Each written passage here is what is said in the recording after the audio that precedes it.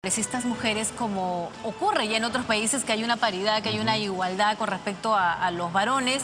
Ella es la autora de la cuota de género, que hay resistencia en la mujer a participar en política. ¿Por qué? Por el temor al acoso político, a los ataques, etcétera. Más adelante vamos a conversar con ella. Así que de inmediato vamos hasta el hemiciclo Raúl Porras Barnechea, donde Elsa Iturriaga se encuentra ya con el inicio de esta parte vespertina de la primera jornada. Elsa, ¿cómo estás? Adelante. Gracias, Álvaro. Efectivamente, también Raquel, desde este punto de transmisión, el hemiciclo Raúl Porras Barnechea, el Palacio Legislativo, ya se dio inicio a la segunda sesión sobre ética, probidad para un parlamento con integridad. Está como moderador el representante Rodrigo Lara de Colombia, de la hermana República de Colombia, presidente de la Cámara de Representantes de ese país. Y precisamente también está el diputado Javier Macaya Danús de Chile, el senador Rena Renfield de Bahamas y la congresista Jenny Vilcatoma representando a nuestro país del Perú. Vamos a escuchar entonces el inicio de esta segunda sesión en este tercer encuentro del Parlamento Abierto Parlaméricas. Veamos el desarrollo de esta sesión.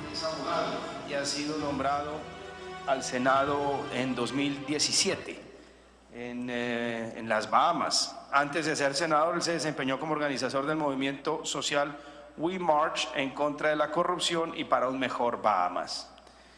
Y tengo aquí a mi derecha a la diputada Jenny Vilcatoma, aquí del Perú. Ahí es que amablemente nos acoge y quiero expresar también mi gratitud, aprovechando esta oportunidad por tan amable acogida. Es abogada y ha sido elegida para el Congreso en 2016. Antes de ser congresista se desempeñó como fiscal adjunta superior provisional transitoria del Distrito Judicial de Lima Sur y procuradora adjunta anticorrupción. Tiene una hoja de vida muy especializada en estos temas que nos reúnen hoy para conversar. Bueno, vamos a empezar entonces con una primera pregunta al diputado Javier Macaya. Le vamos a dar 10 minutos para que pueda presentar su respuesta y agrega aquello que considere pertinente. Diputado, ¿en qué consiste el sistema de ética y cuál es la importancia de contar con un organismo de revisión y sanción?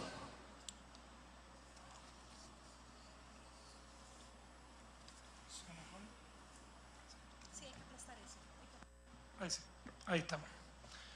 Bueno, muchas gracias, Rodrigo. Agradecer a los demás panelistas por la posibilidad de participar en este panel. La construcción de un sistema de ética es, yo creo que cuando ustedes la analizan en sus respectivas realidades parlamentarias, es de reciente construcción.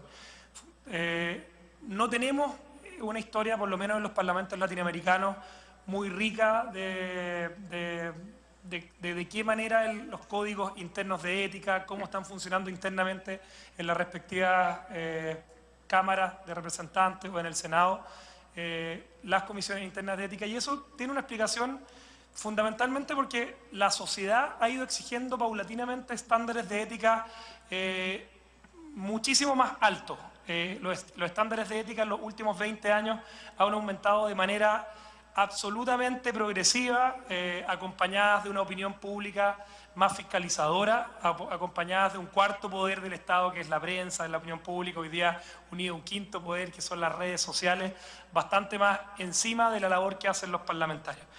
Y en mi definición personal, y yo lo planteo también desde una perspectiva más subjetiva, la manera de trabajar éticamente por un parlamentario es ir más allá de lo que son los estándares legales exigibles a un ciudadano común y corriente. O sea, acá un parlamentario, un diputado, un senador puede perfectamente cumplir la ley, pero no necesariamente, y ahí es donde entra el funcionamiento de estándares que son diferentes, que son los que plantean nuestras comisiones de ética, no necesariamente ese estándar de cumplir la ley hoy día va de la mano de cumplir con los estándares éticos exigibles. Hay esbozos, el año 1994, yo me imagino que cada uno de ustedes recuerdan la historia de la princesa Diana. Bueno, el entonces suegro de la princesa Diana, que era el señor Mohammed Al-Fayed, dueño, una de las personas más millonarias del Reino Unido del año 1994, declaró haber realizado pagos a diputados conservadores con el objeto de que ellos realizaran preguntas en las sesiones de la Cámara de los Comunes que favorecían los intereses comerciales de este personaje en Gran Bretaña. Estamos hablando del año 1994, o sea, es prácticamente hace un par de años atrás cuando uno lo mira en términos de lo que significa eso. Y recién en ese momento la Cámara de los Comunes, el Parlamento británico, comenzó a trazar los primeros lineamientos donde quizás en algunos países, incluyo Chile obviamente, era común que parlamentarios participaran al mismo tiempo en actividades empresariales y que fueran miembros del Congreso, que legislaran no solamente en función de los intereses comunes, que es la razón por la cual son elegidos los parlamentarios, sino que también, en algunos casos, obviamente que tienen que ser bien calificados, en función de los intereses individuales o de personas que están relacionadas con ellos. Lo que ocurrió en Gran Bretaña, se conformó el comité Nolan, que quiso examinar los estándares de conducta de los congresistas que podían estar favoreciendo sus intereses comerciales. El comité realizó audiencias en ese entonces, el año 1994. Para mí es muy ilustrativo haber revisado este tema y haberme dado cuenta de que esto es de reciente data, del año 1994. Escuchó testimonios sobre problemas existentes en el sector público y el primer informe que emanó en ese momento, que se considera para el mundo, para las democracias y los parlamentos, como el primer germen del trabajo más profundo de las comisiones de ética, contenía 55 recomendaciones, dentro de las cuales los resúmenes de esas recomendaciones estaba que los congresistas tenían que tener vocación de servicio público. Lo hablábamos recién con Radnar, acá la vocación de servicio público, más allá del interés monetario, de ganar recursos, de poder, la vocación real de servicio público que todos los que estamos llamados a la actividad parlamentaria aspiramos que todo el mundo tenga. Los titulares de las oficinas públicas deben adoptar en sus decisiones el primordial interés público más allá de los intereses particulares y no pueden hacerlo para captar intereses de familiares, el personal o amigos. Segundo principio fundamental, el principio de la integridad, considerado como que los titulares de las oficinas públicas no pueden tener obligaciones financieras o de otro tipo de individuos con organizaciones externas que puedan posteriormente influenciarlo en el desempeño de sus labores oficiales. El principio de objetividad en el desarrollo de las actividades públicas, que en resumen dice que los titulares de las oficinas públicas deben sustentar su selección exclusivamente en el mérito. En dichas actividades se incluye concertar citas públicas, conceder contratos públicos o recomendar individuos para premios y beneficios. Yo les mencionaba la experiencia que ha tenido nuestro país en materia de contratación pública, un estándar de licitaciones públicas que tiene una plataforma electrónica, es conocida en general por las personas que hacen negocios con el Estado, y también un sistema de contratación de altas directivos públicos. La alta dirección pública en Chile también funciona con estándares también bastante transparentes, con concursos públicos para que las personas que ingresen a trabajar en la administración pública no lo hagan por algún compadrazgo, por alguna amistad política con algún parlamentario, con alguna autoridad de turno. El accountability, que es la rendición de cuentas, los titulares de las oficinas públicas, no solamente los parlamentarios, deben ser responsables de sus decisiones y acciones ante el público y deben someterse al escrutinio apropiado para su cargo. En materia parlamentaria ese escrutinio cada uno de nosotros lo conoce y lo vive cada cierto periodo de tiempo con las elecciones, pero obviamente hay un estándar adicional requerido. El estándar de transparencia, que establece también que los titulares de oficinas públicas deben ejercer la mayor transparencia posible en relación a sus decisiones y acciones, deben entregar las razones que los llevaron a tomar la decisión, y solamente deben restringir la información en aquellos casos que lo acredite el interés superior, que fundamentalmente, por lo general en las legislaciones comparadas, tiene que ver con intereses de seguridad nacional, fundamentalmente. O sea, la restricción, el acceso público a la información de las decisiones que se están tomando, la regla general tiene que ser la transparencia. Finalmente, la honestidad como principio, que los titulares de las oficinas públicas deben tener el deber de declarar cualquier interés privado referente a sus deberes públicos y deben aplicar medidas para resolver cualquier conflicto de interés que pueda presentarse, protegiendo siempre el interés público. Y finalmente el liderazgo, que establece que los titulares de oficinas públicas deben promover y apoyar estos principios a través de liderazgo y ejemplo. En nuestro país, yo creo que ocurre en la gran mayoría de los parlamentos que integran el Parlamérica, existe una comisión de ética y transparencia. O sea, además del apellido, del nombre del titular ética, la comisión también tiene un apellido de transparencia. Está integrada por 9 miembros elegidos por la sala de la Cámara de Diputados a propuesta de los comités de diputados, que tienen algunas restricciones, porque primero tiene que ser aprobada por 3/5 de los diputados, tiene un quórum especial para la aprobación de los miembros de la Comisión de Ética. No pueden formar parte de la Comisión de Ética los miembros de la mesa de la corporación, o sea, las personas que están dirigiendo como presidente, vicepresidente y segundo vicepresidente no pueden formar parte de esta Comisión de Ética.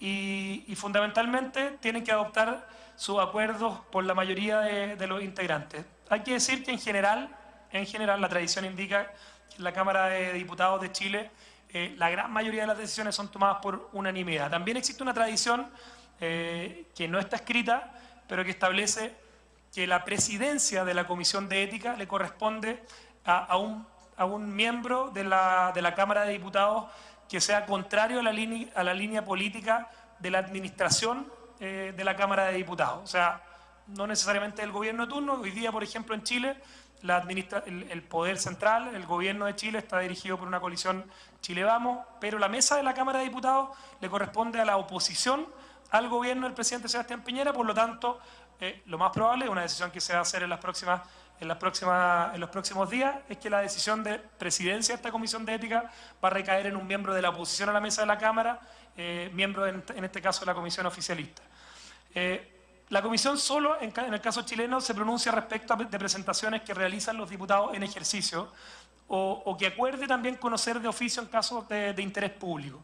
Siempre que estos obviamente indiquen hechos que puedan constituir faltas, afectación a los principios de probidad, de transparencia, de acceso a la información pública. Ese es un tema al que el Congreso chileno en los últimos años, y lo planteo nuevamente, fruto del trabajo de muchas personas, pero particularmente del esfuerzo incansable del senador Larraín, ha hecho que la gran mayoría de las actividades en el Congreso tengan estándares de transparencia muy altos. Si ustedes revisan hoy día la página web de la Cámara de Diputados chileno, se pueden encontrar los ingresos de los diputados, cuánto perciben de remuneración, los proyectos que han tramitado, las sesiones a las que han asistido.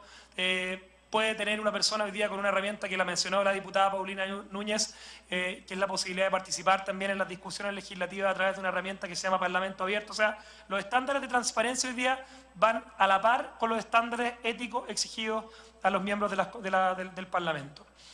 Hay que decir que en materia de probidad, solamente para ir terminando porque se me está acabando los 10 minutos iniciales, a los parlamentarios se les exige una conducta parlamentaria intachable, que es un estándar obviamente acreditado y evaluado por los miembros de la comisión, y desempeño honesto y leal de la función con preeminencia. De nuevo acá volvemos a los principios del año 94 del Reino Unido, del interés general por sobre el particular. Cuando un parlamentario, de hecho, hay reglas de inhabilidad y de no votar algunos asuntos donde haya algún interés particular, que obviamente un parlamentario puede excusarse de participar en una decisión sobre esa materia.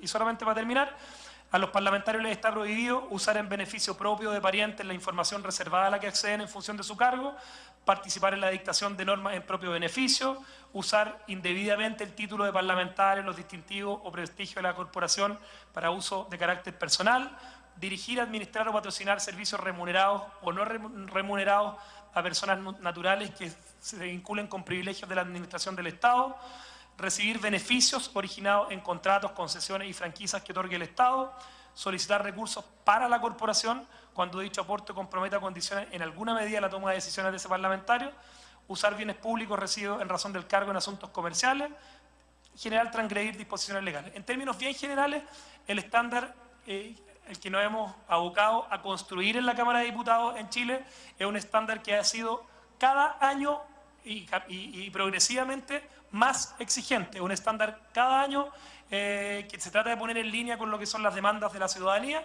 en virtud fundamentalmente también del prestigio y la legitimidad que requerimos que tenga la Cámara de Diputados en Chile. Muchas gracias, Rodrigo. Bueno, muy bien, Javier.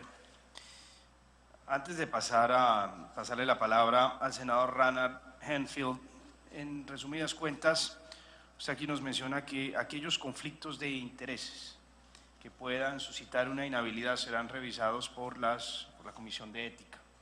del Congreso chileno, es decir, no existe un órgano externo